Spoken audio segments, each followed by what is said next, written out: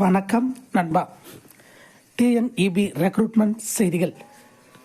August 22 வெளியான தகவல். காலிப்பணியிடங்களை நிரப்ப நடவடிக்கை. அரசு தகவலை அடுத்து மின்வாரிய தொழிற்சங்க போராட்டம் வாபஸ்.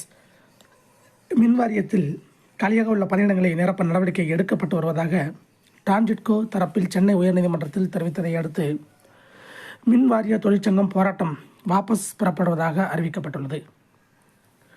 தமிழ்நாடு மின் பகிர்மான கழகத்தில் காலியாக உள்ள 36,000 காலி பணியிடங்களை நிரப்ப வலியுறுத்தி தமிழ்நாடு மின்வாரிய கேங்மேன் தொழிற்சங்கம் இன்று வேலை நிறுத்த போராட்ட அறிவிப்பு வெளியிட்டிருந்தது. இந்த போராட்டத்துக்கு தடை விதிக்க கோரி திருவள்ளூர் மாவட்டத்தைச் சேர்ந்த புருஷோத்தமன் என்பவர் சென்னை உயர்நீதிமன்றத்தில் பொது நல வழக்கு தொடர்ந்தார்.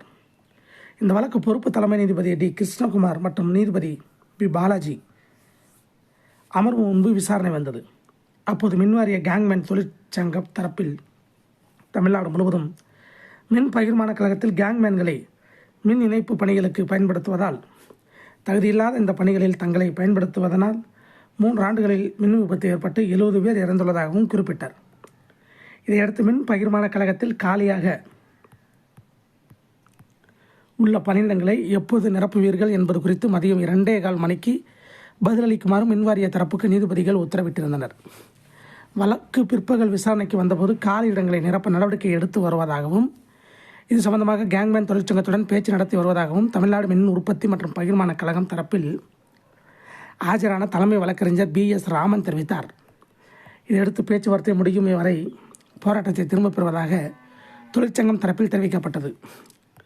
இரு தரப்பு வாதங்களையும் கேட்ட நீதிபதிகள் பேச்சுவார்த்தை குறித்து அறிக்கை தாக்கல் செய்யும்படி உத்தரவிட்டனர். மேலும் ஒப்பந்த அடிப்படையிலோ தற்காலிக அடிப்படையிலோ காலியிடங்களை நிரப்ப வேண்டும் என அறிவுறுத்தி விசாரணையை 2 வாரங்களுக்கு தள்ளி வைத்தனர். இதை போன்ற டிஎன்இபி ரெக்ரூட்மெண்ட் செய்திகளை தெரிந்து கொள்ள நம்ம சேனல் சப்ஸ்கிரைப் பண்ணுங்கள், ஷேர் பண்ணுங்கள். நன்றி, வணக்கம்.